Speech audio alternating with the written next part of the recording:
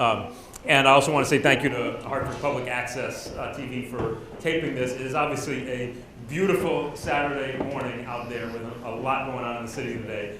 And so I appreciate everybody who is here, and also just want to let you know that hopefully there are a lot of folks who will get a chance to see this on Hartford Public Access, and we'll make sure that it gets up and spread around on our social media so that we are able to share what we talked about this morning with as many people as possible. As most of you know, I do a town hall every month.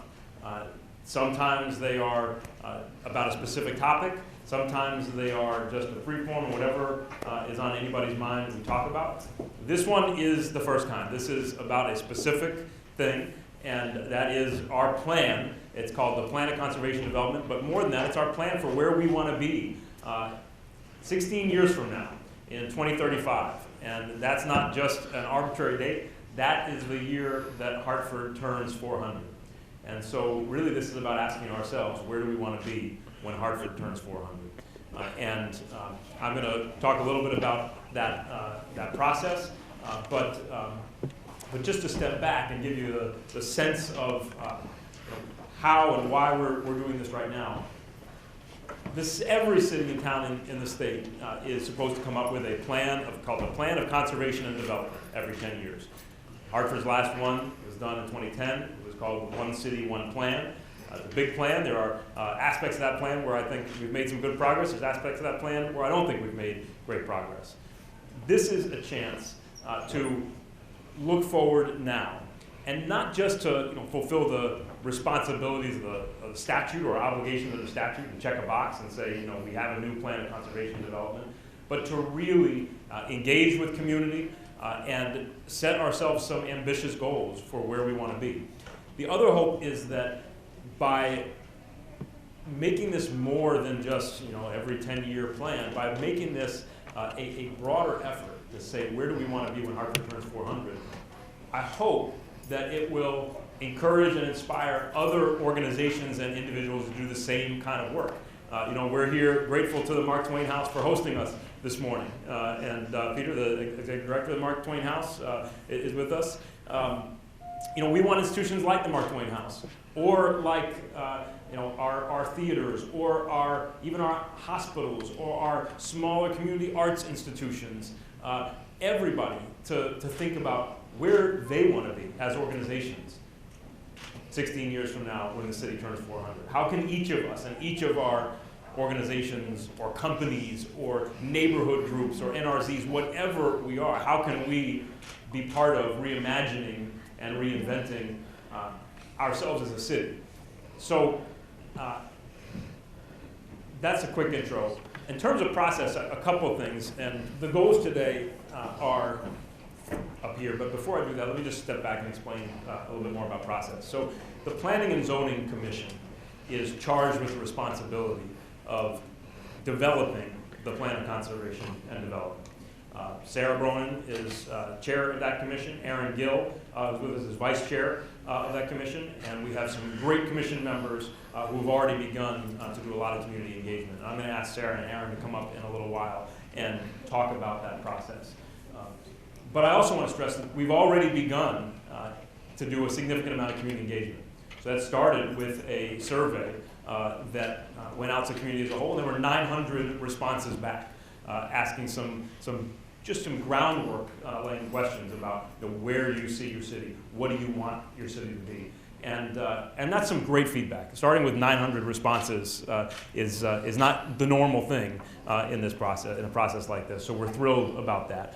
And we've also engaged a broad group of neighborhood stakeholders and others in working groups that will be working on this plan, and I'll tell you a little bit more detail about the areas they're focused on. The goal today is to make sure that everybody out there, not just those of you here, but those who get a chance to watch this, know what the process is, know that there's opportunities to participate in it, and hopefully get involved. So thank you for being here.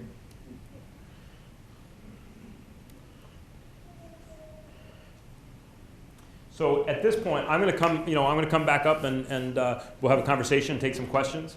But right now, I'd like to ask Aaron Gill, who is the vice chair of the Planning and Zoning Commission, to come up and take it from here for a while. Aaron, thanks so much. Thanks, sir. And you probably need this.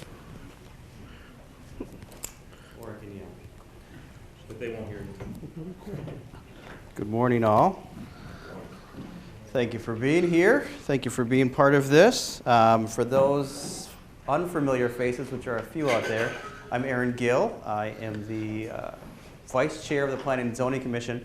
And I'm going to just talk a little bit about kind of how we got to this point now. How I first got involved with planning and zoning is I think the Bronins overheard me one day kind of proselytizing to people, boring people with my spiel about planning being one of the aspects that probably controls the way that we all live more than anything else that no one ever thinks about.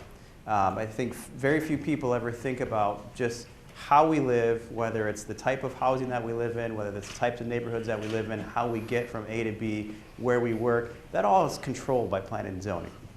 And this process helps guide the planning and zoning and where we go from there. So one of the things that was done in 2010 was the One City, One Plan. And set forth in that plan was certain goals back in 2010 for us to look forward to and try to achieve as we moved through this most recent decade. So one of those goals, one of the primary goals of the plan was downtown development. I think anyone would agree that the downtown has changed dramatically in the last decade. Obviously not every goal that we hope to achieve in downtown has been accomplished, but many goals have. We've added over 1,000 housing units. We've got Front Street up and running now. We've got Yukon downtown. We've got several other things, including Bushnell Park North. All things that have happened in the last 10 years. I mean, if you think back to 2010, these and many other things did not exist in downtown. So obviously, that was one of the primary goals back in 2010. Another goal that was set forth back then was sustainability.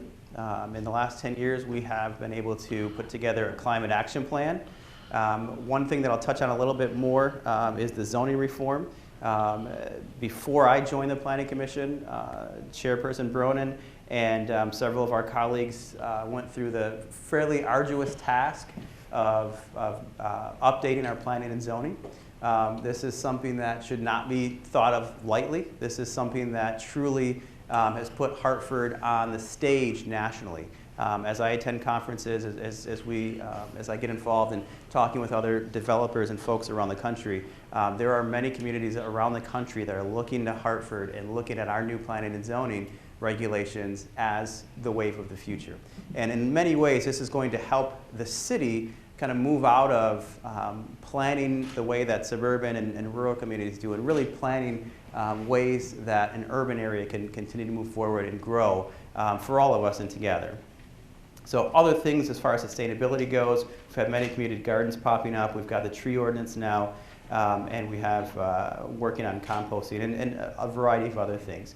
One of the things that I'll touch on with the climate action plan is developing that also gave us the opportunity, also gave the city the opportunity to put forth several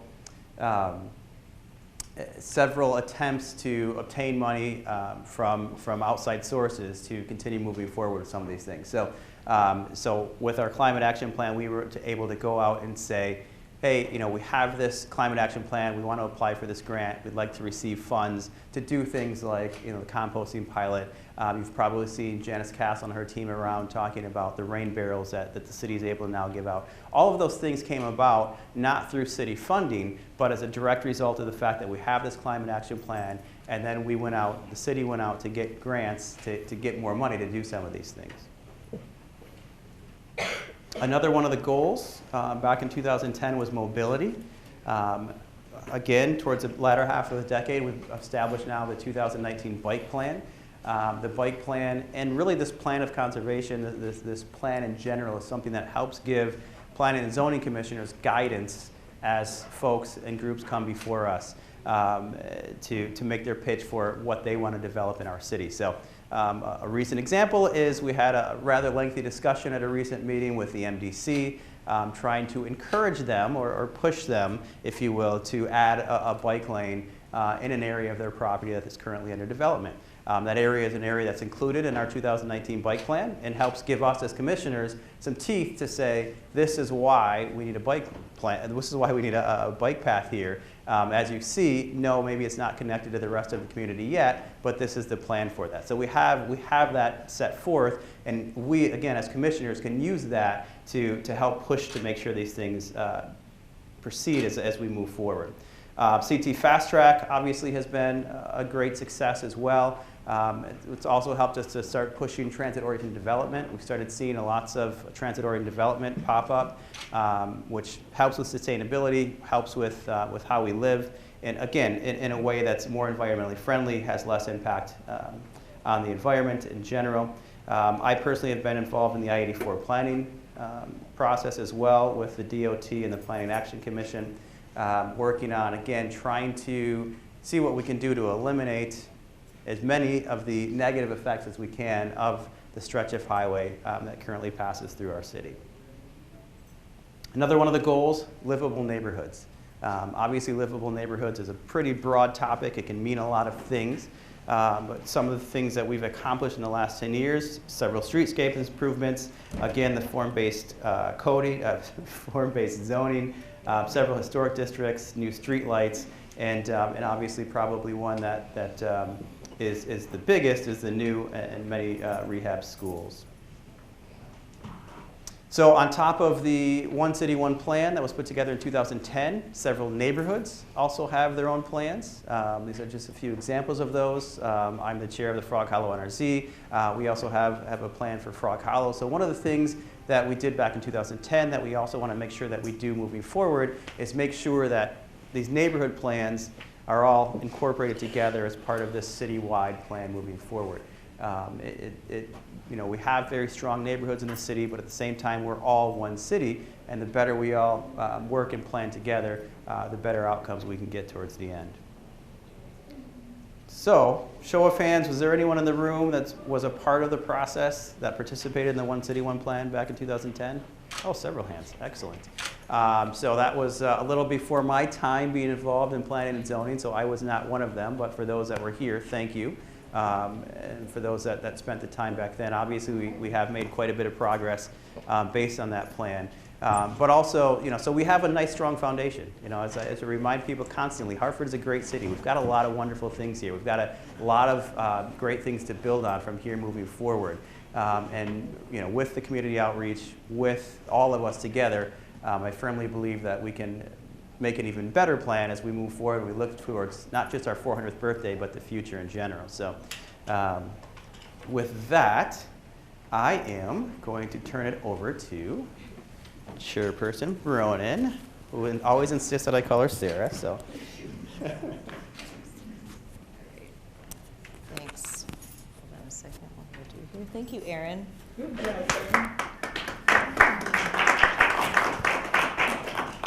So it was a huge coup when we got Erin to join the Planning Commission. But as he said, actually, we have a really great group of planning commissioners.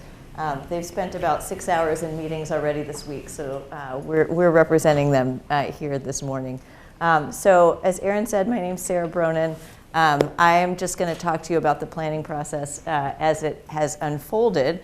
As you've heard this theme of Hartford's 400th birthday, you might ask, where did we get this theme from? Well, we got it in part through iQuilt. We got it entirely through the creativity and the creative team at iQuilt, which is the group that initiated the downtown plan for connecting cultural institutions. And that group has been thinking about, how do we take this to a broader level? Their idea at the moment is that that we should be looking as an entire region, whether it's the town of Wethersfield, the town of West Hartford, all of our large institutions. How are we all planning together for Hartford on its 400th anniversary? Our city plan is taking this idea and giving ourselves not just the typical 10-year horizon, but the 15-year horizon, so that we meet that goal and we build on these regional efforts. So you could consider it a tagline of sorts, Hartford 400. And our big question is, what do we want the city to be in 2035? when we're done, ours will, I think, be the first, it's certainly the first major plan, but will be the first of the Hartford 400 plans to be developed under that broader framework.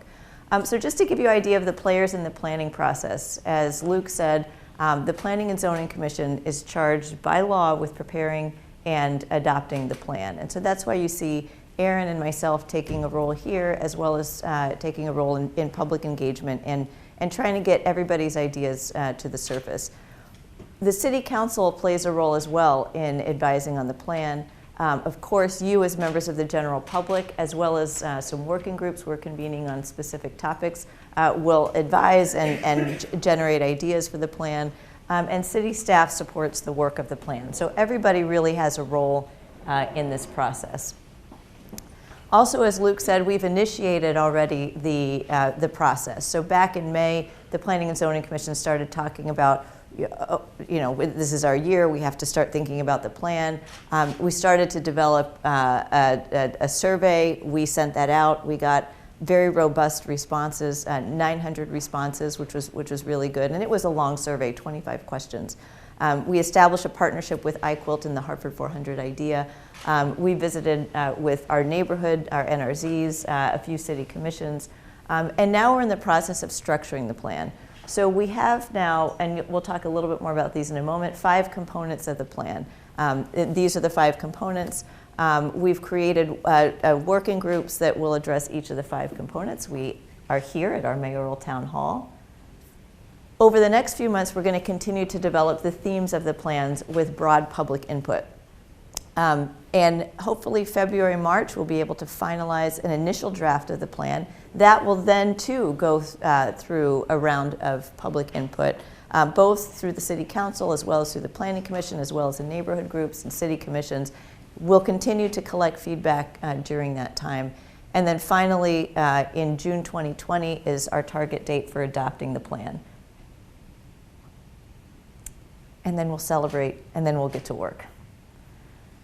So I did want to talk briefly about some of the survey results, and we'll be posting these in greater detail online. But there were really some really interesting things that came out of the survey. So here's an image of the survey itself. It was conducted in English and Spanish. There were, as I said, 25 questions. We conducted it over about a 6-week period. It was promoted in person at Hartford Public Libraries, and we had a broad range of respondents. So we collected information: where do you live, where do you work, what kind of housing do you have? We did have people respond everywhere from single-family housing, apartment housing, as well as living in shelters. So we feel like we got a broad range, and many surveys completed in Spanish, a broad range of participants. So looking at the survey results, we also got a broad range of time periods that people have lived in Hartford. So one big group were people who lived here for 5 to 20 years, but we also had in the second and third categories there, fewer than 5 years, greater than 20 years. So we had really the full spectrum of that question. We also had an okay spectrum in terms of range. In the 20 to 29 year category age range, about 1/5 of our respondents were from that category. We had about 1/5 really in each of these categories, 60 to 69, about 13%. So again, we got a range of responses. On the substantive questions we asked, we gave people about 8 to 10 choices in these 2 questions. What is Hartford's greatest strength and what is Hartford's greatest challenge? The most interesting thing to me in the whole survey was this question: what is Hartford's greatest strength? Because the #1 answer was arts and culture. And so again here, we're standing in the great Mark Twain House, and we think about our arts institution, our cultural institutions, and not just the institutions, but our communities as well. The fact that 39% of the respondents chose arts and culture as the greatest strength of the city, I think really needs to shape our plan. We didn't, when Aaron went over the one city, one plan, big concepts, we didn't actually really have an arts and culture component. Now in this plan, we will have a whole section dedicated just to that, and we can talk about that in a moment. The second greatest strength from the survey results was diversity of the people. And again, these survey results, we've actually broken them up into Hartford residents, non-Hartford residents, age. These are all basically the same based on, in every category, no matter how you break it up. No matter who was responding, in other words, these were their responses. So that is, I think, really, really interesting, and it's something that shows that people really enjoy and embrace the diversity of our culture, and that can translate into a lot of different factors. Is it our festivals? Is it our food? Is it our restaurants? Is our cultural events outside of the festivals? So that is something that's really interesting. What is Hartford's greatest challenge? A third of our respondents suggested that poverty is our greatest challenge, and of course, followed by blight and crime. But that too, was an interesting response. We also asked respondents, how do you feel Hartford is growing right now? Because it would be one thing if respondents said Hartford is going in the wrong direction. So all of these things that we've been working on over the last 10 years were wrong. But as it turns out, again, across categories, people, no matter what kind of respondent it was, seem to think that Hartford is going in the right direction. So if you are looking to one city, one plan, or what's been accomplished over the last 10 years, you might say that some of that, as Aaron said, is a good foundation to work on, but a lot more needs to be done, because still 19% said Hartford could be doing better. So this was an interesting survey, and I probably should have asked you before I turn this slide. Maybe I should ask you just to think. What is the one word you would think of Hartford now? And these were the responses about how people thought of Hartford now. This was a mandatory question, so we have 898 responses to this question. And the most common words for Hartford were not perfect, were not awesome now. They were growing, emerging, changing. Now you could take this in a couple of ways. And if you look at the last question, I think at least most people say that it's growing, changing for the better. But there's also growing pains, and you can see that in the less common answers, including that some people said it was struggling, some people said it was divided. So again, you could take these answers. It's very limited. They couldn't write essays. They could just give us the one word. But that the one word is growing, emerging, changing now, we thought was interesting in how common it was. Okay, now before I turn to the next slide, what is the one word you would like Hartford to be described in 400 years? This too was a survey question. I can tell you what people responded. Anybody want to give some responses, just gut reactions? How would you like for Hartford to be described in on its 400th anniversary? Visionary. Visionary. Equitable. Equitable. Vibrant. Vibrant. Functional. Functional. Okay, so the opposite of dysfunctional. And what? Anything else? How about in the front? Do you guys? All right. In the back. All right. All right. So now I'll show you what people said. And Rosalie in the back with vibrant. That was by far the most common word. Vibrant. So people thought, what do we want for people to see in Hartford? We want a vibrant, thriving city. This was also a really fun, lesser category. So equitable, also mentioned here, but this cool, fun, hooray. So people, and again, this is not a scientifically derived list, but this idea of cool, fun, hooray grouped together, we want for people to have, or people want to see Hartford as a place where people enjoy life, have fun. And as a planning strategy, this idea that you're going to plan for a city that is fun is actually a fun thing to think about, at least for me. How do we make a city fun? We want it to be equitable, we want it to be thriving, but that's a new, I guess for me anyway, a new concept in how we might look at the city. We also heard from Carlos, visionary. You have some of that captured here, modern, innovative, dynamic, exciting. Any responses to either this or this? Okay. All right, so just skipping into the 5 components of the plan, we have divided it up into 5 parts. So the first part is how we live. So you can think about this kind of like the livable neighborhoods category of the last plan. Another category is how we're growing. So we want a more prosperous economy, but we want that economy to be prosperous for everyone. How we move. So that is a complex question, how we move around the city. How we play, culture more vibrant. And again, this is the category that actually economic development as a whole outside of downtown also wasn't really a primary focus of our last plan. So we're hoping that the focus of this conversation on economic development is really, again, spreading out to the neighborhoods in this plan. And this category, too, was not really thought of in the last plan, arts and culture, cultural vibrancy. So we want to make that part of this plan, too. Sustainability, as Aaron said, we have just completed a climate action plan for the city. It's online at hartford.gov/climate. People in this room participated in the development of that plan as well. And that encompasses multiple areas within it. We're going to rely a lot on that climate action plan adopted 18 months ago for this one. We don't want to reinvent the wheel. So just quickly on these categories, and then we'll look for some feedback. A deeper dive into this live category. These are the subject matter areas that we think will be included in this category. Now I say we think because as we go through the process of public input, you may have something to add to these categories. You may see some cross-fertilization between the categories. But in the category of live right now, we have food, health, housing, schools, safety, social services, and utilities. You might think, oh, that's everything. Well, it's not everything because we have 4 more categories. But this really is about the basis of living in the city.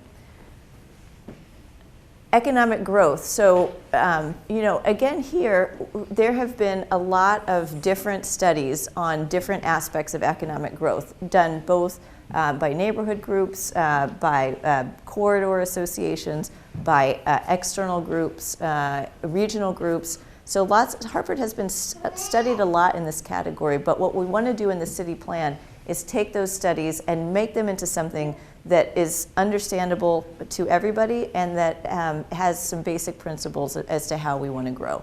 So looking at our commercial corridors, looking at communications infrastructure, which we know is lacking here in some neighborhoods, looking at higher education, looking at particular industry sectors, innovation and our innovation economy, small business development as well as workforce development. How can people really get around the city and again, access affordable transportation? In this category of play, now it's not just the big institutions that we're thinking about in this category. So where do people find vibrant culture and community? So of course it's in the arts, it's in our events, but it's also in great streets. So a lot of cities around the country have focused on how they're designing and activating their streets as the most important public realm in the city. We have really tried to do that here. We've adopted the Complete Streets policy 3 years ago. We've worked on our bike plan. We have the groundwork laid, but now we have to take those examples from other cities and figure out how they can bring value to our most important public realm, which is our streets. Historic preservation too. Again, we're here at the Mark Twain House. If this house hadn't been preserved, we would have nothing to talk about. I mean, I guess we could be, here in this modern building and be talking about Mark Twain, but what's valuable about this site is that you actually have the house that Mark Twain lived in. Harriet Beecher Stowe House next door. All of these great places that give meaning to our lives by connecting us to the past. That's what preservation is about, and I think we have to really figure out a way to highlight that here. Parks, of course, being the complement to streets is our great spaces. Hartford is a city with wonderful historic parks, the birthplace of Frederick Law Olmsted, and okay, I'm going too deep into history here, so I'll keep it short. But parks and parks have also been the subject of a lot of planning. We have a 2014 Capital City Parks Plan, but the question is, how do we weave the principles of that parks plan into a broader vision for the city as a whole? And then finally, recreation. Recreation, particularly youth recreation, is a topic that deserves more conversation and deserves to be integrated into broader planning, because recreation provides opportunities for kids to educate themselves as well as to get teamwork and also productive activities that can add value. Okay, and then finally in the area of environment, we're going to encompass energy, green infrastructure, rivers, trees, and waste management. Again, many of these topics are already covered in the Climate Action Plan. So while we will do engagement on this topic, we will also rely on the engagement that was done in prior years. So with that, I think I'll turn it back over to Luke, and this is really our last big question and just conversation for the day. And Aaron and I will be listening in about this question. So what should our planning goals be? Well, thank you so much, Sarah and Aaron, for taking us through that. And just before we go any further, there are lots of folks who are involved in lots of different ways here, but I want to thank our fire chief, Chief Reggie Freeman, for being here this morning. And again, just reiterate thanks to everybody for coming out. Did we lose that? Okay, so the purpose of this next phase is just to get some initial feedback. And again, we're going to be collecting feedback in a lot of different places, a lot of different forums, a lot of different groups, but it's really important that we give as many people as possible a chance to provide input and point out some ways that we could be thinking about it differently. If you want to emphasize things that you think that have been noted but should be really put front and center, note that. Anything's within limits, but would love to just get your thoughts right now on what you've seen and anything else that you think we ought to be thinking about. And obviously, beyond the categories that Sarah took us through and that Aaron mentioned from the last plan, we want to be thinking about some big ideas. How are we breaking down barriers within our community, between our neighborhoods, and also beyond? I think we can't be afraid of the R word of regionalism and talking about how we promote the idea that we are one integrated region economically, and how can we work better together to make sure that we achieve those goals of a vibrant, thriving, equitable capital city. Creating connections, obviously that's a huge part of breaking down barriers. How do we make sure that we're linking our own community together? And that can be physically linking our community together with projects that close gaps in neighborhoods, big projects like the I-84 that allow us to knit neighborhoods back together, or smaller projects like working on that block where Salvin Shoes is, that begins connecting Albany and North Main into the area where the baseball park is. It can also mean less physical ways to build connections within our community. Attracting people, and I think that means both retaining and attracting. It means, how do we make sure that somebody who's growing up in Hartford decides to stay in Hartford, or somebody who's growing up in Bloomfield or Windsor or Wethersfield decides to move to Hartford, or decides to stay in the area and be part of contributing to Hartford. How do we improve opportunity for our community right here?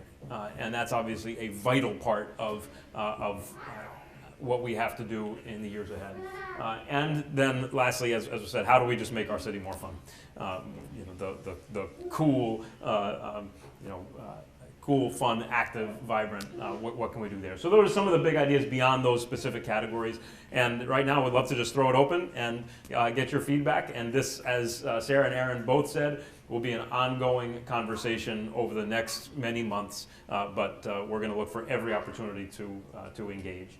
And if I could, can I just do a quick time check? It's 11:45 right now. I will say, with apologies, I usually don't ever put a time limit on town halls, and they go as long as they go.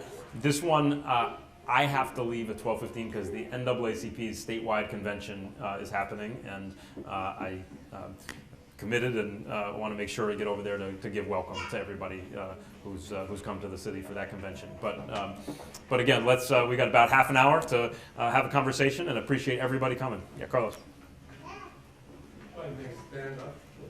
And hopefully these mics will work. Aaron's got a microphone, and hopefully they work. Yes, my name is Carlos Hernandez Chavez, and I've been here 52 years, and I've seen the city going up and down. One of the most important aspects that the city has not really been able to conquer is the self-sustainability, the fiscal self-sustainability. As many of you know, a little over half of the land in the city is non-taxable.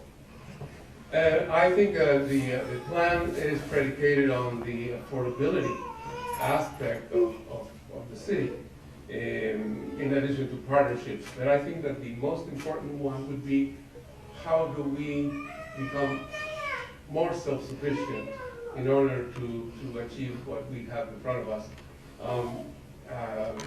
The pilot program, for example, has been a thorn on the Hartford side, where the state does not pay its fair share.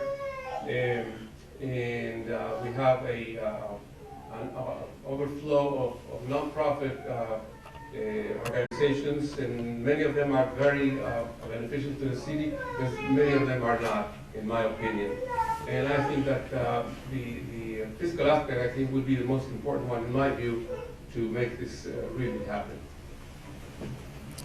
Thanks, Carlos. And I want to solicit as much feedback, so I may not respond to every piece, but I do want to say, I think on that piece, Carlos, that's one of the reasons why, that category of grow 400 is so important, because I think there are two parts of achieving that sustainability. One is making sure that we're doing everything we can to grow our tax base, to promote development throughout the city, neighborhood development, downtown development, raising values of properties that are here. We have to do all those things, but recognizing at the same time that when you have a 17 square mile city that performs so many functions and responsibilities for an entire region, it's not built to be self-sustaining in that sense. It will only be successful if we engage the entire region and state in the mission of working with us to build a vibrant and strong capital city. And I think both pieces are part of that. And you're right that the pilot formula is one important way that partnership could manifest itself. But I think we've got to do our best in this plan to say how do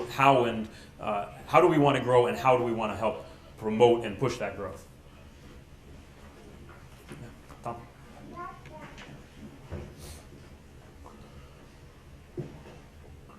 Thank you. My name is Tom Swart. I'd like to build on that, because I think that is the issue. How do you do the outreach to get people to buy into that view that Hartford, first of all, Hartford's a city. How do we get the city working together to get that critical mass, and then buy into that vision of a larger metropolitan region? And so my question, really, or concern, is how we do the outreach to get into the community with so many people that are struggling and basically don't even have time to lift their head, let alone think about 15 years out into the future. Sure.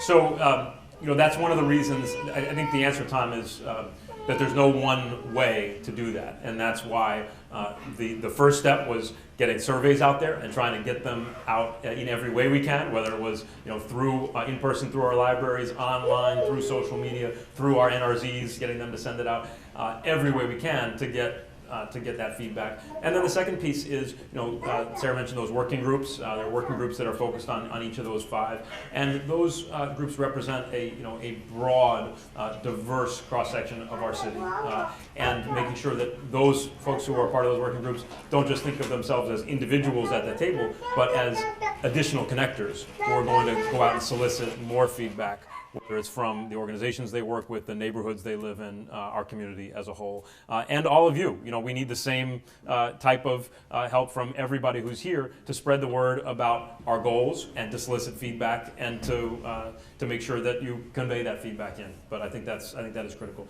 The other thing is, look, I think you touched on an important issue, but there are two pieces of it. There's how do we make sure that we're engaging as much of our community as possible. But the other piece, which you said, is how do we make sure that the rest of the region and the rest of the state is engaged in that? And I think, number one, if we do our job well and we set the course, set the right course, and if we are successful in moving ourselves down that course, I think that we've already begun, I think, to see some new optimism and energy and momentum and change in the way that folks feel about the city. But there's a long way to go, and I think to some extent, we've got to keep that work going to keep reinforcing that progress. The other piece is one of the things the city has not done well for a long, long time, which I think we've got to try to do better, not as part of this planning effort, but maybe side by side with it, and certainly in an ongoing way in the years ahead, is just market ourselves. And that's something that we're going to be working hard to do in the years ahead. Yeah. And I'll expand on that slightly as well. As one of the things with the idea of Hartford 400, and to give some kudos to IQO, one of their plans and their goals is to also take this and work with many of the surrounding communities. So ideally, we have folks here who are involved in this process who will also then be working with many of our neighbors and saying, this is some of the community development, this is some of the goals that the city of Hartford has specifically. How can you as a neighboring community, how can you work as you're looking towards Hartford celebration of 400, because it's not just a celebration of the city of Hartford turning 400, it really is our center part of our state having this celebration. So a lot of the idea too is to try to get many of the surrounding communities to kind of build on some of those plans so that we can all work together. Hello everyone, my name is Elizabeth Carvalho and I am a U.S. citizen. I have resided here all my life. I just wanted to bring up to your attention that it is a good idea, the rebuilding, but then again, it is affecting everyone else's taxes. In regards to the rebuilding, when you are residing in the area which is getting rebuilt, it did affect many families. It did conducted a lot of arguments in between families in regards to noise. It was conducting throughout the entire day from daytime all the way until midnight, past hours. It was just I can say is it was just unfair for us. Can you share a little bit more about what specifically, what rebuilding effort you're talking about? Well, the rebuilding everywhere. I mean, I think it's a little unfair for us that the taxes were getting deducted out of our part instead of like you guys redoing it, because I mean, there's buildings that didn't even need rebuilding and they're just getting rebuilded over, and it's just not making any sense. So I'm not trying to put you on the spot, but it would be helpful to understand. I mean, are there some specific examples that you can Well, in the give? downtown area, maybe the Capitol Avenue street. Okay, you mean like the old Hartford office supply building that got turned into residential? Right. Okay. There was So- numerous of times where arguments was being due to families arguing due to the fact of the noise, and Yeah. it just felt like that was a little unfair. Like daytime all the way past nighttime hours, that was just Yeah. ridiculous. And then on the other hand, in regards to public schools, I feel like there's a need that funds need to be granted onto the schools due to the fact that high school students have elementary chairs instead of regular chairs. I mean, no student would want to sit in a chair 8 hours a day in a hard break chair with no back support, just a hard break support. Like, what's going on? And then we go to meetings and the teachers, and you're hearing this from the staff, are stating, oh, everyone is leaving our school due to lack of materials, lack of everything is just out of order. Like, that shouldn't be being said when you go into a meeting. A parent shouldn't be hearing that when you go into your son's school. I mean, and the staff also stating, oh, your kids should go elsewhere just because they want to work elsewhere. Like, you apply to that school, that's your responsibility to take up on teaching in that school. That's not our responsibility. Thanks for sharing that. I'd be happy to talk more with you about it, that specifically afterwards. We are working to renovate our high schools. Hartford Public High School was done recently, and then Weaver, just reopened. And our hope is to do Buckley very soon. And I think our goal is certainly to create really strong and welcoming learning environments for all of our high school students, and obviously, trying to do the same at every level. But we'd love to talk more with you about that. I think one important point, just to make sure that folks know, and that one building project you mentioned is important to point it out on that. Most of that work that you're talking about does not involve any taxpayer dollars. So there aren't taxpayer dollars, City of Hartford taxpayer dollars going into projects like that. Those are private investments at times with loans from what's called the Capital Region Development Authority, which is a quasi-state entity. But your local property tax dollars aren't going into those. The other thing is, I absolutely am sensitive to that question of how construction can be disruptive. We live not too far from where they're rebuilding the new state office building, or they rehabbing the old state office building. There's been lots of times we heard that construction noise, and I share your. I can certainly sympathize. But then to think about what that can do to get other investment coming in. You think about for example, what you're talking about on Capitol Ave, you think about the small businesses that have now opened up and the private investment that have now come in across from there. We have to try to catalyze that growth, encourage folks to make those investments. But I appreciate your feedback. Going out to those rebuildings, now they're taxing people for bags and grocery stores everywhere you go, and also, there's no funds available for those that are in need, so they have funds available to construct. Well, if I can just maybe add a little more from the planning perspective, particularly as it relates to the high schools, for me, and I think for us, it's very important to remember that high schoolers today, when we hit Hartford 400, most of the kids in high school today will be in their 30s. And what do you do in your 30s? You raise your kids. I mean, and also 15 years from now, the little one running around making all the noise here is my son. He's going to be in high school here in Hartford. So that's those are the things definitely that we want to be sure that we're focusing on when we're talking about, where is our city going to be at Hartford 400 is things like schools and things like, how do we keep the high schoolers that are here today? How do we keep them in the city? And then, how do we make sure that the little guys running around making all the noise have quality high schools to go to and don't have to have those discussions with teachers about seats or about facilities. That's right. Exactly.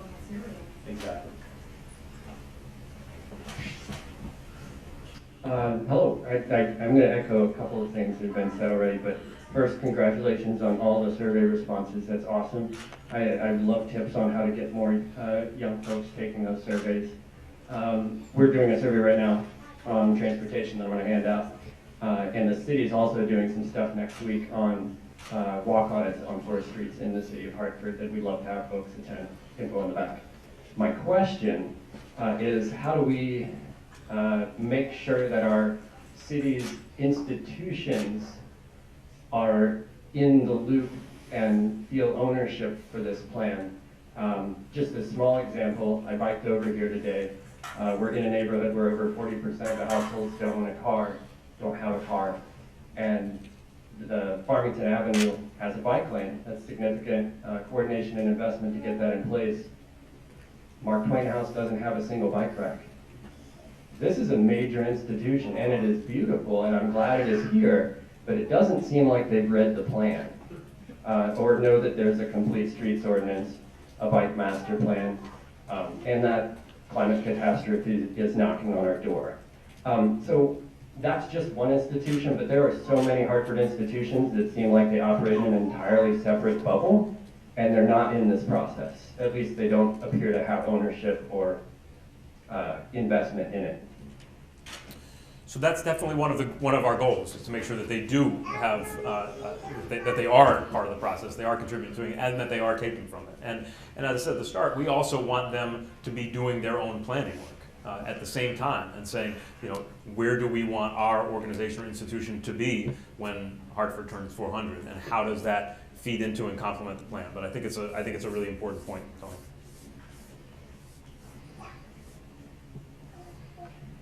I just first want to say thanks to the Planning and Zoning Commission. I think you guys are doing a great job on leading this effort, and it's really exciting to hear about. I guess one of the questions I had is, and I confess I was lazy and saw the links to the survey sent out and didn't respond myself, but is there still an opportunity to participate in the survey? And maybe more importantly, you showed a great diversity of folks' age range and how long folks have lived in the city. Did you ask for a zip code or a neighborhood where the respondents were coming from? And yes. Did you get a diversity of folks from the neighborhoods responding to the survey? Yes. Yeah. Sarah, you want to talk in more detail about that?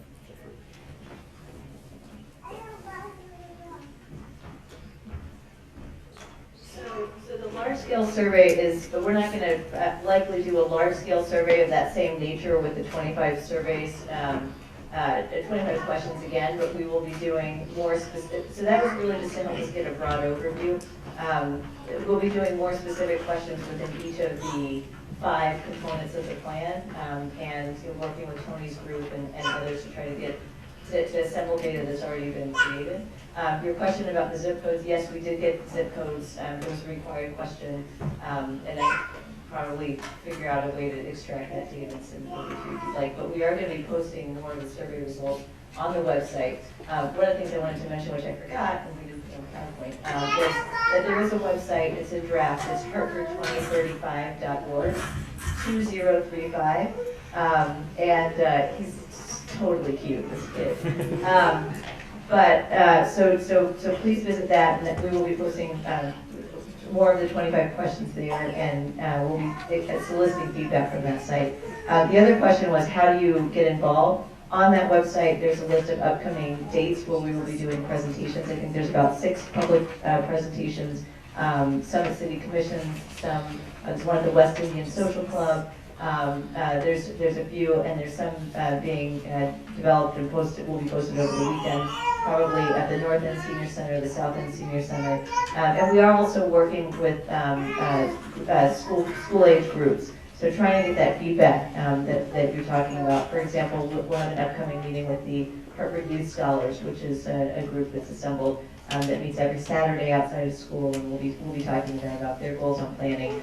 We also have in the working groups a couple of public school teachers, and we are asking for them about the best ways to get into the schools to get direct feedback, not just from the school-age children, from the seniors, and everybody in between. So there's lots of ways to participate, and you can visit www.hartford2035.org to find out more.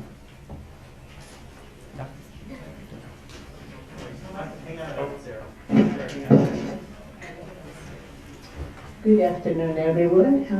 My name is Raquel Calderon, and I am going to speak. My role as a community advocate. I am very happy to be at this meeting today. Someone has me the information, and I learned a lot about what's going on in Hartford, what the mayor and everyone involved in this development. I'm really happy to hear this. I just wanted to tell you that I have not seen Hartford progressing for a long time, since Mayor Peter. And I think that Hartford is going in the right direction. And we can only ask for so much after we almost went into bankruptcy. And I think we should be really thankful that we have someone who's going in the right direction. We cannot ask for more than what he's doing right now. We need to help him. I talked with people from Neighborhood Heights, from a lot of places. They're giving me a good feedback. There's a lot of people from the suburbs. They says, I wish I was in Hartford to give him my vote.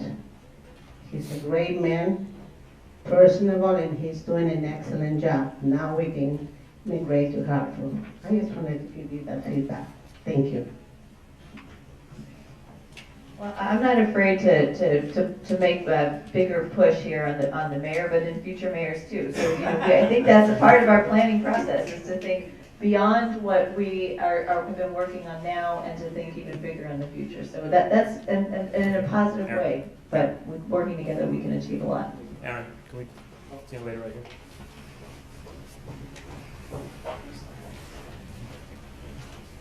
I just wanted to say that I go to Weaver High School, and like the building's nice, and I feel like the kids are not taking care of it, and like they spent so much money on the building and for nothing. Well, let's talk after. I'd love to get your thoughts. I was just over there a couple mornings ago, and I'd love to talk more with you about that.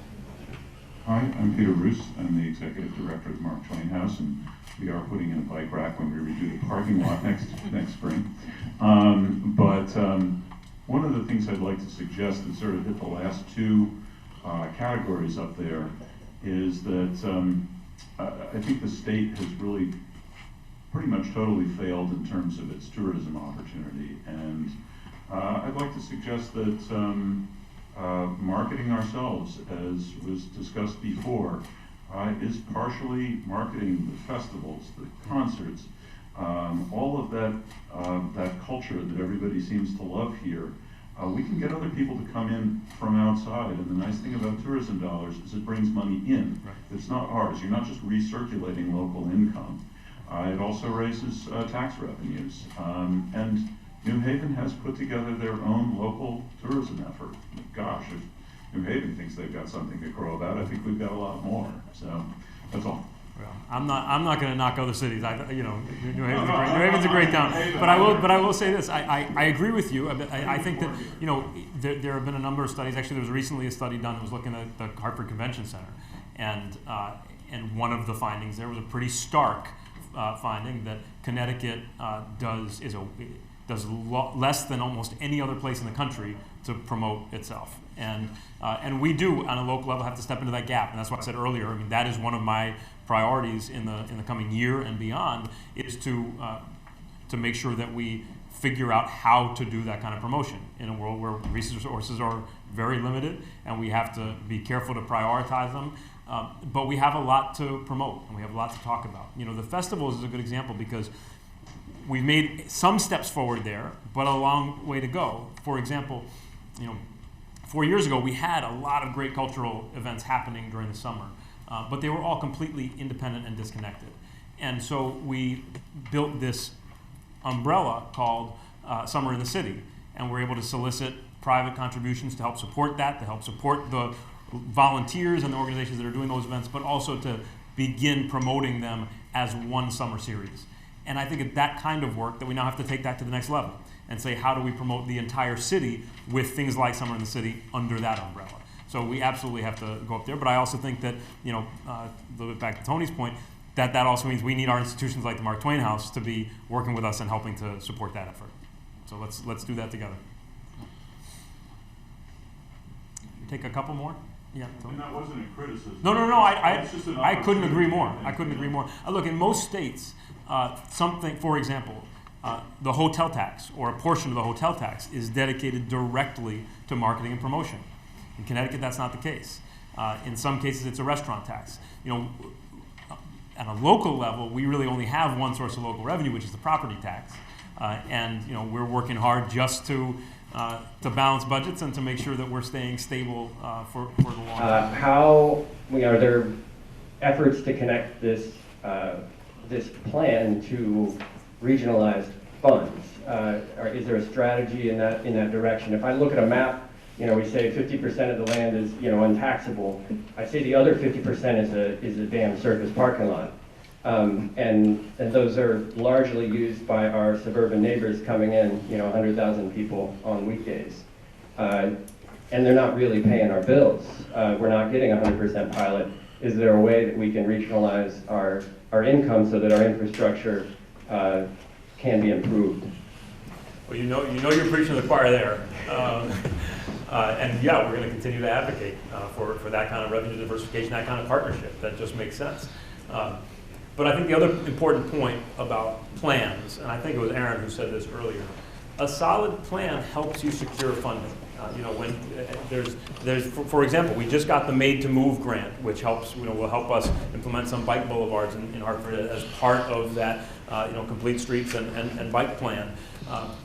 I think we got that grant. We were one of just a few cities around the country to get one, in part because we had a solid plan in place. And we can say, this is where we're headed. This is what we're doing. This is the plan. And so having that groundwork laid, I think, can help us secure that funding as well. And having a strong vision for where we want our state's capital city to be when it turns 400, I think is a really important opportunity to rally the region and the state around that effort and to be part of it. My name is Kevin. I'm a UConn 2018 graduate and currently in a program at UConn downtown Hartford. When I was a senior, looking for jobs on LinkedIn and going through the process of taking that next step, was shifted towards different cities in the Northeast. And as a lifelong Connecticut graduate, or lifelong Connecticut resident, tended to just be kind of veered away from the Connecticut communities. But as also a lifetime resident, this is our home state, and there's a lot of great potential in the communities here. So I think with this growth, I'd like to propose that with momentum you have from the progress and also some self-assurance that Hartford has that potential, that you directly pipeline that to the universities around Connecticut, especially in the Hartford area where students have experienced the Hartford experience and gone to bars downtown or lived in the community and seen the presence that you market, but also to go to stores and be able to say, look at this growth, we'd love to have you part of our community. I think from recently being in stores, you already start to see that, but I think that progress can just be further maximized if you directly say to students and invite them to come down for a game or try that experience. And I think that's a lot of potential for students to come here and grow as well in their next step. Agree 100%. Thank you. Carlos, maybe one? Yeah. So I think this will be the last question, just because of time. But Yeah, as a former city employee, I worked at the city for 25 years. One of the things that I found very important is that city employees are the face of the city. And I often found that sometimes it's not a very pleasant face to look at or to talk to. I retired as the city's hearings officer, and I gave the city its face. And it was in a very confrontational sometimes environment, but I ended up being kind and being fair. And what I'm going to say is that what are we thinking about having the whole city employee buy into this plan? Are they going to be indoctrinated or whatever you want to call it?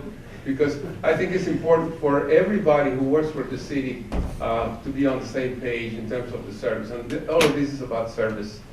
And I had one, I think I shared this with you at one point, that problem that with the police department has been that we don't hire people who are people-oriented people.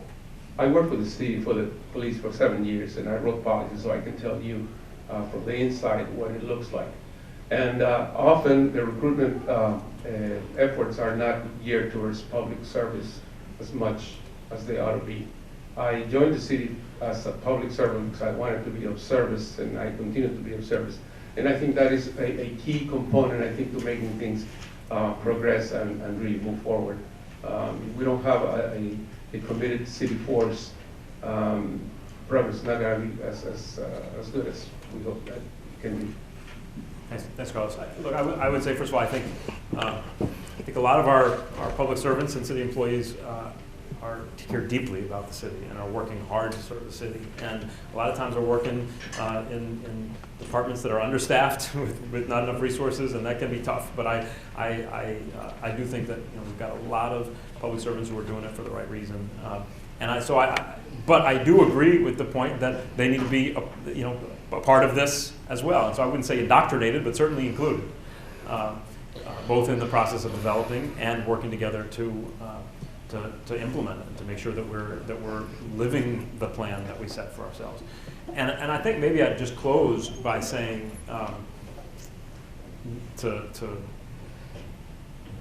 not to mangle these great words by paraphrasing them, but a part of this is also to say to our community as a whole, to all of us, don't only ask what your city can do for you, but ask what you can do for your city, and don't just ask what Hartford can do for everybody, but what together we can all do for the future of our city. That's the goal here. And if we're successful in this planning effort, it's not just that there's a piece of paper that's got some nice words on it.